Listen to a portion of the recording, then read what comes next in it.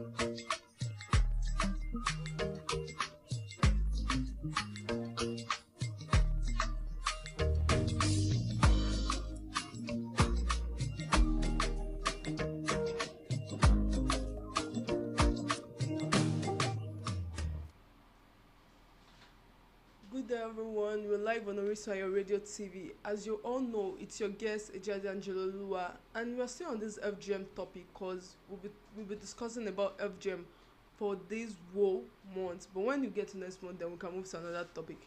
So now, as you all know, I'm going to be inviting my guest that is going to talk to us about FGM. He's a man today and he's going to talk to us about FGM and boys generally. So before we invite our guest, let's go on this short musical break.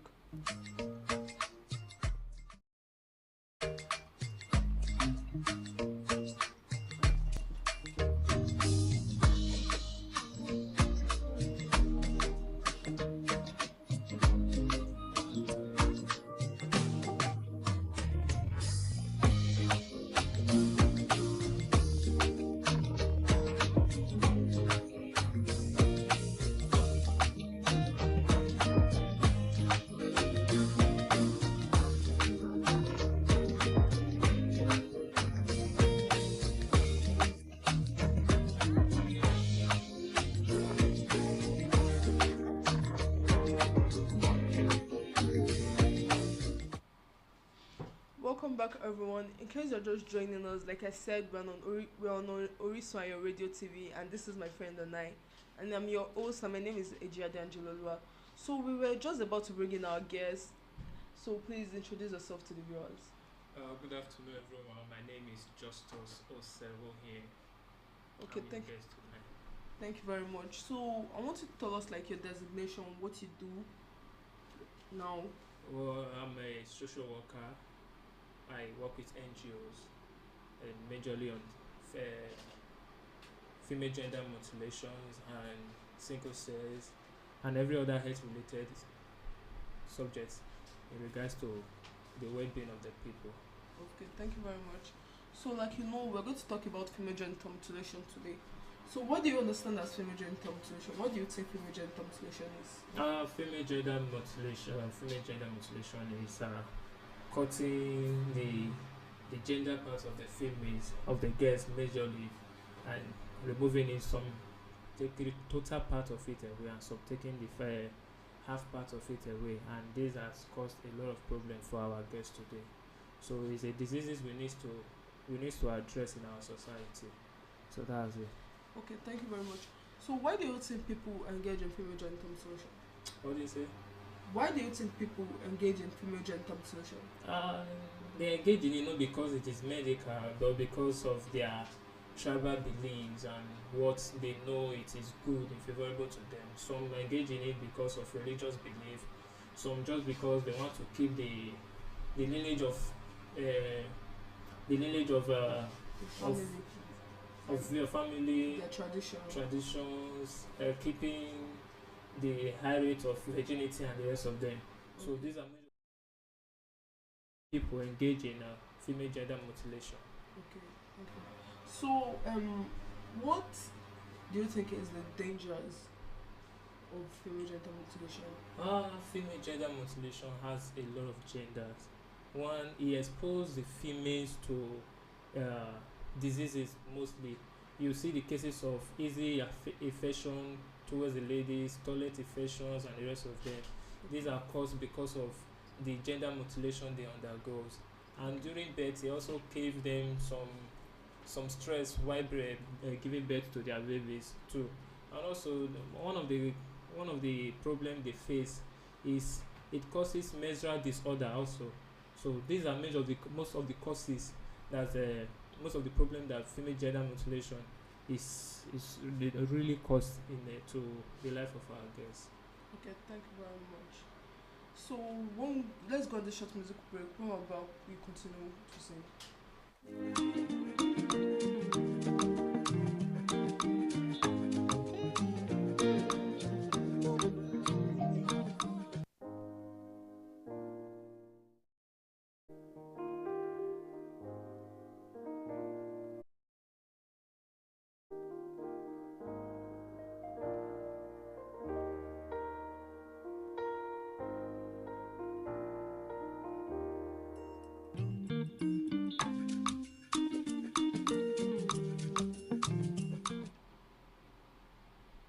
Okay, welcome back everyone, and once again, this is my friends and we're on Orisunayo Radiotv.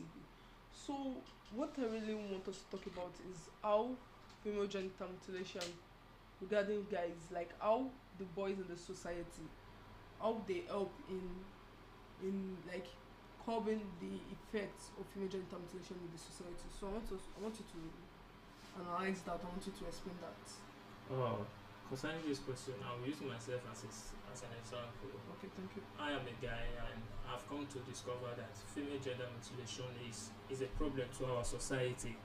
So, one thing I do to put an end to female gender mutilation is to stand up, encourage people to stay away from it, go on advocacies, and the rest of them. A few weeks ago, I wrote a blog on concerning female gender mutilation, the problem it causes, and the rest of them. And the blog reached up to about 200. I had a 200 plus viewers. So one thing guys needs to do concerning female gender mutilation is to stand up and speak speak against it, because if we the guys do not speak against it, the responsibility will still fall on our shoulder as the man of the house. So this one is really, we are really the one in charge of it. Women alone cannot put an end to it. Though they go through the pain, but we the men, we go through the mental stress and the rest of them. So every man has it is his responsibility to ensure that the female ones around him are not being a barrier, are not being hurt or undergo such mutilations. So that's all I have to say concerning that. Okay, thank you very much. And when you were talking about the reasons why people participate in female genital mutilation, you said that some are for traditional beliefs. Does that mean that it's only those in the rural areas, those traditional people that engage in female genital mutilation? Those doing it for the reason of tradition, for traditional reasons. You don't have to be in rural area before you do it. There are some people that live in urban area that still believe in that believe in that tradition. Yeah, they believe in the tradition. So it's all fall back to our belief system. Urban area, most people are still doing it because they believe that's the best thing for them to do to keep their guests safe. So the traditional area is everywhere, and one thing we need to be doing is to keep talking about it. Let them know the causes of it and the danger ahead of it, so that of the state that female genital mutilation is being practiced in such a high rate. I know. So I want to ask that why are most of these people that even in Osho State, we have several cases of educated people, medical personnel doing this. Do you think that they are doing it because of income, or you are still going to go with the traditional belief? They are not doing it because of the income. I still go with traditional belief and the knowledge they have about it. Many people go into they practice female gender mutilation because they believe it's a way to keep their family lineage, their what was it called? To keep the virginity. It will help the girl to stay out of being sexually to be sexually hungry for sex and the rest of them. So they have this belief that doing that it will help the girl to keep her virginity for a long time till the time she gets married and so on. So most of the people, they don't just do it because of traditions and the rest of them. They also do it to keep with that reason because if she's not hungry for sex, she can't go for sex. So Okay. Okay, thank you very much. So let's go on this short musical break. When we're back,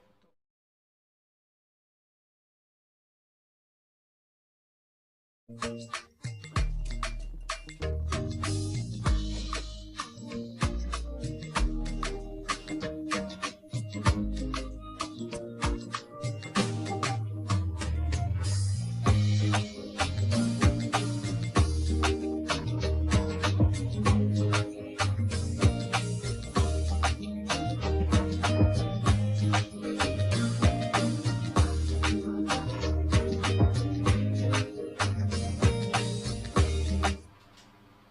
Thank you very much.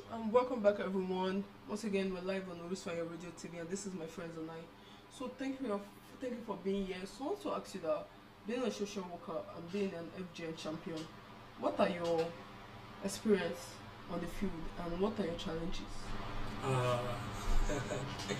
My experience in regards to FGM. In regards to FGM, being an FGM champion has helped me to understand why most girls face the challenges of menstrual pains, high rates of female infections. Okay. So it's brought them understanding, oh, this is not caused because of who they are or because they have their body system and the rest of them. So most of the causes is because of the gender mutilation they undergoes. So that has given me that understanding. And also I know it was through being a champion I came to discover that the difficulty most women face during childbearing is as a result of FGM. So that has helped me too. And most of the challenges is convincing fellow guys like me to stop it. Some guys like, if that thing didn't happen, they didn't do it. As a guy, you go and dress and the rest of that. Like, no. So even we the guys, we encourage it, but convincing others is another one. Talking to our elderly ones, some elderly ones still believe on it. Like last 2 weeks, I went for an FGM campaign with Valley Female Network. A young parent who were preparing to take 2 of their daughters for FGM. So most of them are not aware, and reaching them is still a challenge. To know those who are aware and those who are not yet aware. Some take it to be to be a joke, and some take it to be serious. So it's still really a challenge. Okay. So thank you very much. So how do you think the government can also help in putting an end to FGM? The way the government can help is to put a ban on it. Government have to put a ban on it. No, there's a ban on it actually, that anyone that participates in FGM, there's a particular jail term and the amount of fine. I want to say that apart from that, what do you think the government can do again? If you say there is a ban on it, how many people know about the ban? And how many people have been punished when they are caught in it? So that is that.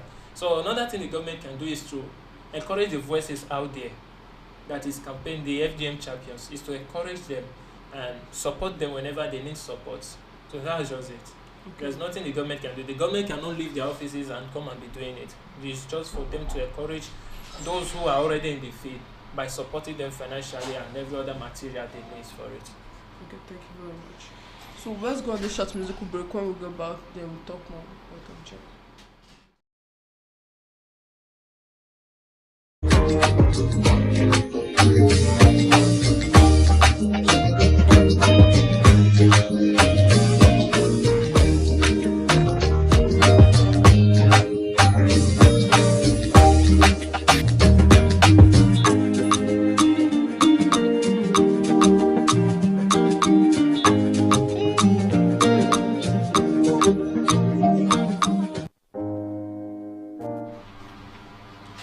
Okay, welcome back everyone, and this is my friend and I.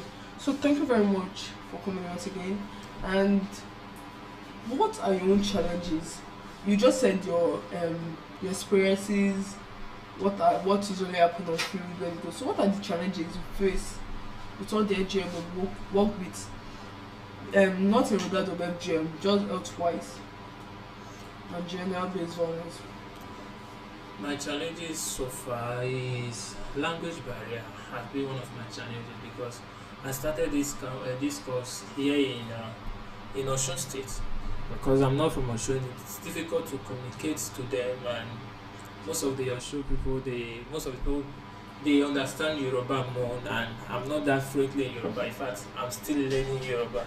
So communicating to them is really a challenge. It's really a challenge to me on this course, on this field. So that's one of my major challenges. That's always that the only challenge you really. Any other challenges would be finance and the rest of them. But Okay. talking about the major challenges is that language, the communication. So how do you think the government can help you? Uh, that's the personal challenges though. It's not a work for the government to do. The only way for the government to help me in this particular course is to give me mobilization. Is to give me mobilization because majorly because of the language barrier, I work majorly online. I send posts. I write blogs on FGM. So every other one, whenever I'm going for a field work, I go with people that I know that they can speak the language fluently. So that's just it. It's another my challenge is finance. So that's why I say it's a major challenges. Okay, thank you very much. Thank you. So those that have undergo FGM. So what do you think you can use? So because what I have experienced is that most women that have undergo the female genital mutilation, they are always depressed most times. That's why I see cases of suicide because of the unbearable pain. How do you think we can help them? How do you think the government can help them? And how do you think FGMs, NGOs, and every other people in the society can help them? Well, my own suggestion, my recommendation towards that is to those victims, they are not, I don't call them victims, I call them warriors. To those people who has fought that battle and come out successfully and still going, they should keep going. Not being depressed is not the answer to the question. Just to bring up that inner strength in them and take the step forward. And the government, one way the government can encourage them is to provide what they need, mentally, financially, and the rest of them. And some of these people, they have issues with relationship, mingling with people. They have some mental stress and the rest of them. So it's just, if you are one, speak out, let know the particular state you are, and we will know how to relate with you. Being an FGM victim is not a stigmatization, it's not a disease. So it's a general thing. It's just of recent, everybody have the knowledge of it. So speakers will know how to deal with you, know how to handle you, know how to talk to you. And if you want to look for an NGO or an organization that is specialized in it, you counsel you or you get a therapist. Okay, thank you very much. So let's go on this short musical break. When we get back, we'll talk more about this.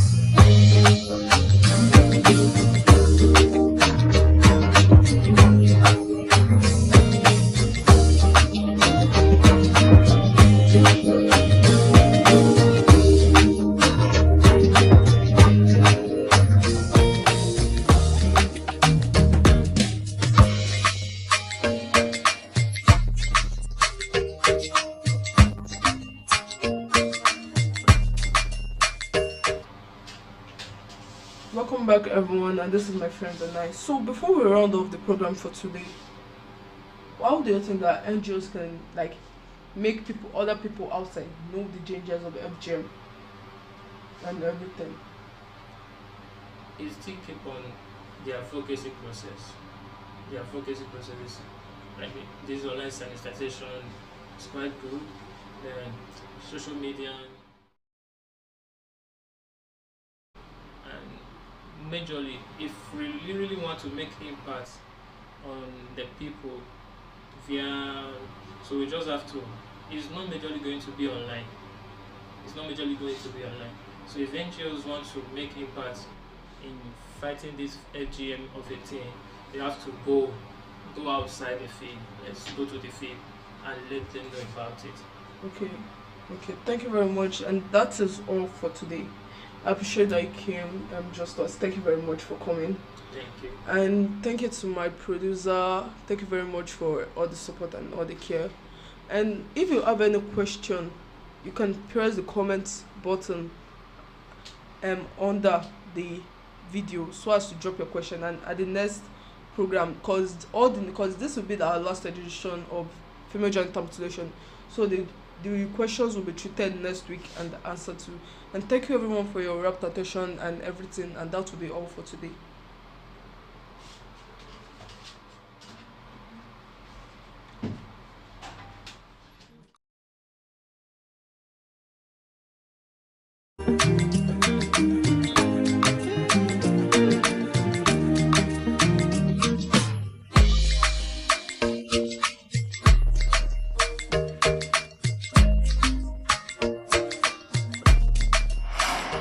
If Orisunayo Event Hall.